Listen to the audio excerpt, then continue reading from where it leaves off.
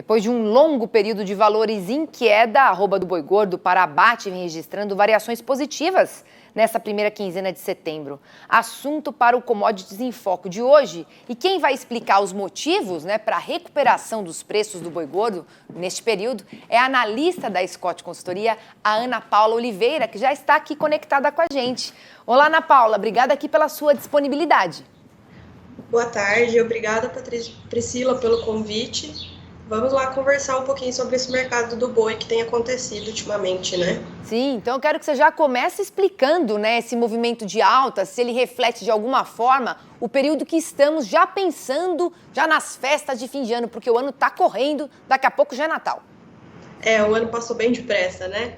Bom, o que a gente tem observado desde agosto é uma redução na oferta de boiada, né?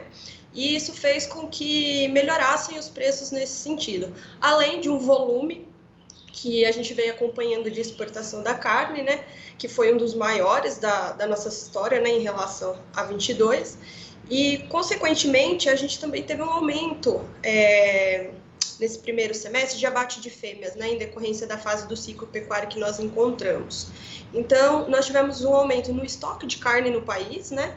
E isso fez com que diminuísse essa necessidade compradora da indústria aí nesse primeiro semestre, né? Agora, em setembro, nessa segunda quinzena, começamos a ver uma reação do mercado frente a essas situações e que a expectativa é de que continue assim nesse segundo semestre. Nós temos uma melhora, né, na renda do brasileiro, com trabalhos temporários, 13º salário, o que contribui muito com a demanda do mercado interno, né? O que favorece aí esse escoamento dessas carnes que estavam, né, nesses estoques dos frigoríficos e do varejo, melhorando assim esse preço que vai chegar lá para o pecuarista na arroba do boi dele, né? Tá certo. E qual que é a situação agora do poder de compra do pecuarista? Como é que está o cenário para comercialização nesse momento?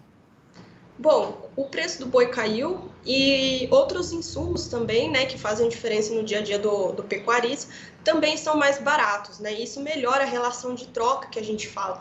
Por exemplo, em São Paulo, há um ano atrás, a saca de 60 quilos do milho estava sendo negociada a R$ 87,00.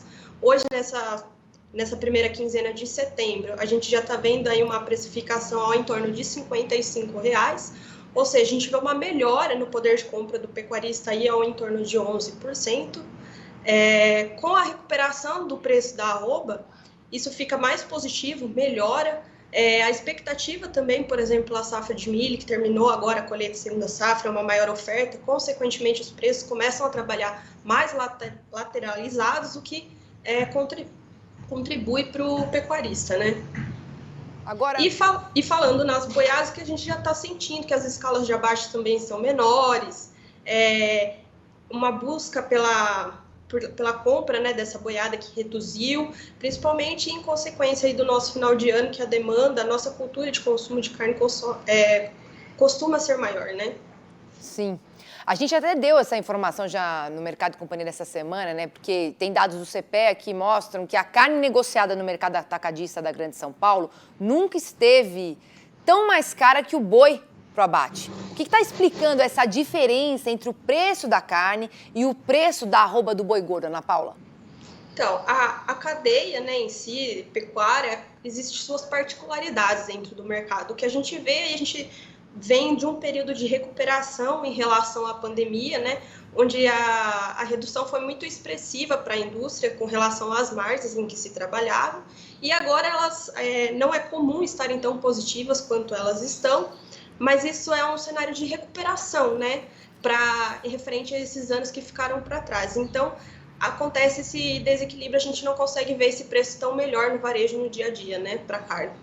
E quais que são as perspectivas que vocês estão enxergando aí da Scott Consultoria para o mercado futuro? Você acha que a gente pode ter um aumento no consumo interno e também nas exportações? Sim, em decorrência do nosso cultural, né, o nosso segundo semestre começa a ter uma demanda bem melhor pelos fatores que eu já comentei, e para a exportação também. A China é um grande comprador nosso e eles também têm um feriado, uma cultura dele que chama o Ano Novo Lunar, que acontece ali por janeiro e por fevereiro. Então agora eles também começam a se procurar para melhorar o volume de compra deles, pensando, né, nessa época de feriado deles. Então a expectativa aí é boa, é positivo. Falando aí um pouco do mercado futuro, né, pela B3, a gente já vê em outubro e novembro os contratos trabalhando próximos de 235 até 238, né? Então a expectativa aí para os próximos meses é positiva. Tá certo, Ana Paula, obrigada aqui pela sua participação com o Mercado e Companhia. Um grande abraço e um bom fim de semana. Obrigada, igualmente. Boa tarde para todos vocês.